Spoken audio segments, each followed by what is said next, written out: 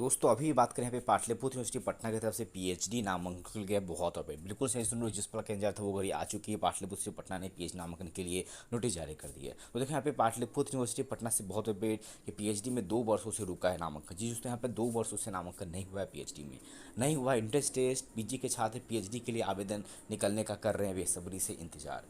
बात करें पाटलिपुत्र यूनिवर्सिटी में विगत 2 वर्षों से पीएचडी नामांकन प्रक्रिया रुकी हुई है।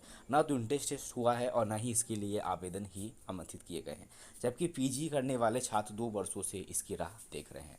छात्रों का कहना है कि पीजी पीपीयू से किए हैं तो पीएचडी के लिए भी व्यवस्था यहाँ पर होनी चाहिए कि हम पाटलिपुत्र पटना से पीएचडी भी कर लें। सभी 18 विषय, देखो यहाँ पर 18 विभागों यहाँ पर है, 18 पीएचडी के डिपार्टमेंट्स है। मैं सीटों की जानकारी यहाँ पे मंगाई गई है पाटलिपुत्र से पटना से। मैं यहाँ पर पीएचडी के लिए सीटों की संख्या अब तक जारी नहीं की गई है, जिसकी वजह से मैं भी आपको नहीं बता सकता कितने यहाँ पर सीटें हैं। जैसे जानकारी यहाँ पर मांगी गई है, जैसे वाटर पटना के पीएचडी का 18 जो विभाग डिपार्टमेंट्स है, वो सारे डिपार्टमेंट जैसे कि साइकोलॉजी, हिस्ट्री हो गए, मैथ्स हो गए, सारे डिपार्टमेंट्स जितने सीटें बाकी बचे वो सारे बाकी सीटें को जारी करेगी, देन मैं आपको बता पाऊँगा। दोस्तों यहाँ पे आगे ध्यान दीजिए, सभी 18 विभागों से पीएचडी के खाली सीटों के संबंध में जानकारी मंगाई गई है। Students welfare dean professor A के नाग ने कहा कि जिस समय पीएचडी के लिए नामांकन प्रक्रिया शुरू होगी उसी समय खाली सीटों की जानकारी जारी की जाएगी। तो देख पा दोस्तों, अभी यहाँ पे आपको नहीं बता सकते कितनी खाली सीटें हैं, इसकी जानकारी कब मिलेगी। तो जो student welfare dean professor A के नाग है, इन्होंने बताया है कि जिस समय पीएचडी के लिए नामांकन प्रक्रिया शुरू की, जब पीएचडी का नामांकन दोस्तों शुरू होगा, नोटिफिकेशन आ जाएगा एडमिशन का, लेकिन उसी समय खाली सीटों की जानकारी भी आपको दी जाएगी। इस दौरान अगर कुछ और सीटें खाली हुई होगी तो उन्हें भी जोड़ा जाएगा।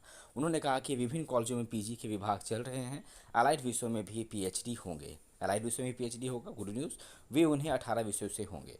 वही बात करें, संबंधित संकाय के विषयों से ही वे अलाइड रहेंगे। अब आगे ध्यान दो, यहाँ पर नेट के स्कोर को पीएचडी में शामिल करने पर भी चल रहा है विचार। जैसे को पता है कि यूजी नेट के यहाँ पर जो स्कोर है उस पर नामांकन होगा विदाउट इंट्रेंस टेस्ट के, तो उस पर भी विचार यहाँ पे चल रहा है। Student welfare dean professor A के नाग ने कहा कि यूजीसी ने अब आगे विश्वविद्यालयों को पीएचडी नामांकन में नेट के स्कोर को ही इस्तेमाल करने का निर्देश दिया है।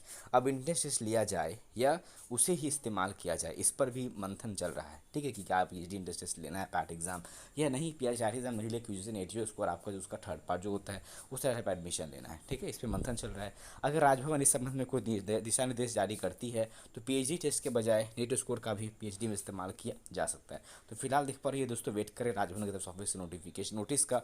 जैसे राजभवन की तरफ से ऑफिशियल नोटिफिकेशन नोटिस यहाँ पे जारी होगी तो पीएचडी टेस्ट का यहाँ पर आपका पीएचडी टेस्ट दोस्तों नहीं होगा, उसके बजाय नेट का स्कोर यहाँ पर इस्तेमाल किया जाएगा आपके नामांकन के लिए। यूनिवर्सिटी इस संबंध में राजभवन के गाइडलाइन के इंतजार में है, इधर छात्रों की परेशानी बढ़ रही है। तो ये फिलहाल पाटलिपुत्र पटना पीएचडी में बहुत अगर आपने देखा दोस्तों, फिलहाल यहाँ पर अभी भी कोई सुगबुगाहट नहीं दिखी है, नामांकन प्रक्रिया कब शुरू होगी। तो फिलहाल बने रहिए हमारे चैनल के साथ, जैसे शुरू की वीडियो पहुँचा यहाँ पर देखने को मिलेगी। तो ये थी अपडेट, वीडियो को लाइक करिए और आगे की वीडियोस पाने के चैनल से बने रहिए।